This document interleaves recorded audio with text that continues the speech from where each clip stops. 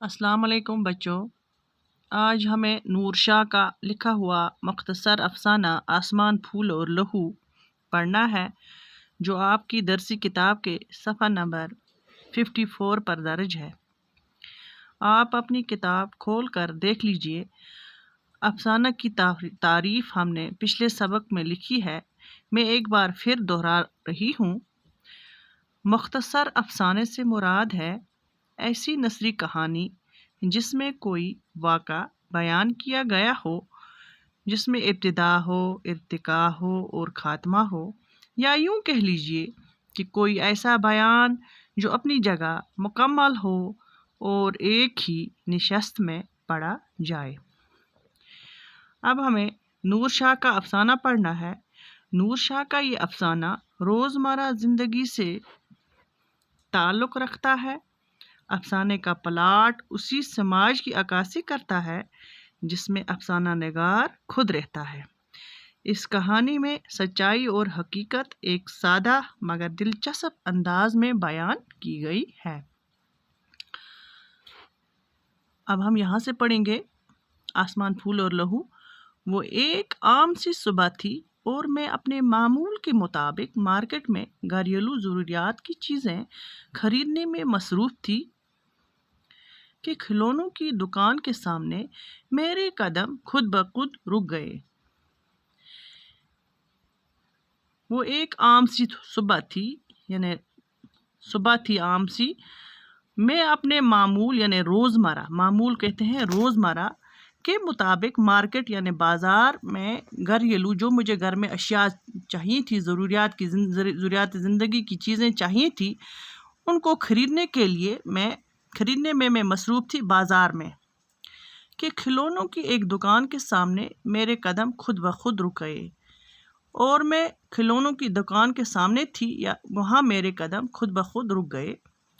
اچانک میں رک گئی، اس لیے نہیں کہ اس دکان میں مختلف انداز کی خوبصورت اور سندر سی گڑیوں کی ایک دنیا آباد تھی۔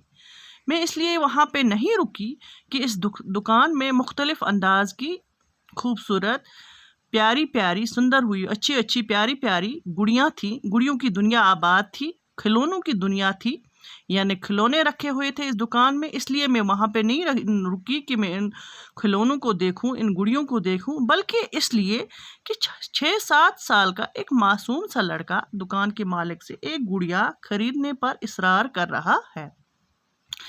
میں اس لیے رکی وہاں پر کہ میں نے دیکھا کہ ایک 6-7 سال کا بچہ، معصوم سا بچہ دکان کے مالک سے ایک گڑیا خریدنے پر ضد کر رہا ہے۔ اصرار ہوا، ضد کر رہا ہے۔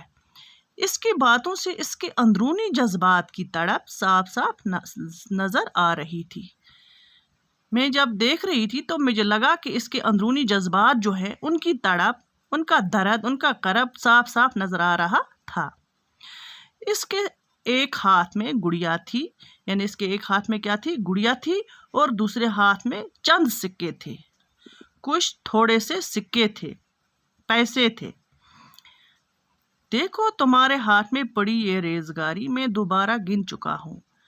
دکاندار اس کو بول رہا ہے، دیکھو میں نے یہ آپ کے جو یہ ٹوٹے ہوئے پیسے ہیں، اکائیاں ہیں روپیوں کی، یہ میں 2 بار گن چکا ہوں، میں نے ان کو 2 بار گنا ہے۔ اس چھوٹی سی رقم سے تم یہ گڑیا خریدنے کے بارے میں سوچ بھی نہیں سکتے۔ دکاندار اس بچے کو کہہ رہا ہے کہ تم اس چھوٹی سی رقم سے اس گڑیا کو نہیں خرید سکتے، اس کی قیمت زیادہ ہے اور تم اس کو نہیں خرید سکتے۔ پھر اس معصوم سے لڑکے نے میری طرف دیکھا اور کہا، اس لڑکے نے میری طرف دیکھا اور مجھے کہا، آنٹی کیا میں ان پیسوں سے یہ گڑیا نہیں خرید سکتا؟ آنٹی کیا میں ان تھوڑے سے پیسوں سے یہ گڑیا نہیں خرید سکتا ہوں، یا جو میرے پاس پیسے ہیں ان سے میں گڑیا نہیں خرید سکتا ہوں؟ میں نے کچھ کہے بغیر اس کے ہاتھوں سے ریزگاری لے کر گننا شروع کر دی۔ میں نے کیا کیا؟ میں نے کچھ کہے بغیر اس کے ہاتھوں سے یہ پیسے، تھوڑے سے سکے لیے اور گننا میں نے شروع کر دیا۔ واقعی بہت کم پیسے تھے۔ واقعی میں نے دیکھا کہ پیسے بہت کم تھے، سکے بہت کم تھے، اور اس اعتبار سے دکاندار ٹھیک ہی کہہ رہا تھا۔ اس وجہ سے مجھے لگا کہ دکاندار ٹھیک ہی کہہ رہا ہے۔ آنٹی میرے لیے اس گڑیا کا خریدنا بہت ضروری ہے۔ یہ بچہ معصوم سا بچہ کہنے لگا کہ یہ گڑیا جو ہے یہ میرے لیے بہت ضروری ہے، مجھے اس کو خریدنا ضروری ہے۔ کیوں؟ ایسی کیا بات ہے؟ میں نے اس سے پوچھا کہ ایسی کون سی بات ہے کہ آپ کو یہ گڑیا جو ہے ضروری خریدنی ہے؟ یہ گڑیا میری دیدی کو بہت پسند آئے گی۔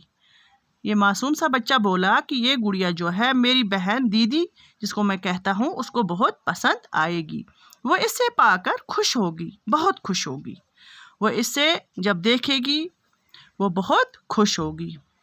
تمہاری بہن بھی ہے؟ میں نے اس سے پوچھا کہ کیا آپ کی بہن بھی ہے؟ ہاں، لیکن وہ اب ہمارے ساتھ نہیں رہتی ہے۔ بس آج ہم یہاں تک پڑھیں گے۔ میں نے اس کی سلیس آپ کو دکھا دی، آپ خود اس کی سلیس کرنا اور کاپی پہ لکھنا۔ اللہ حافظ۔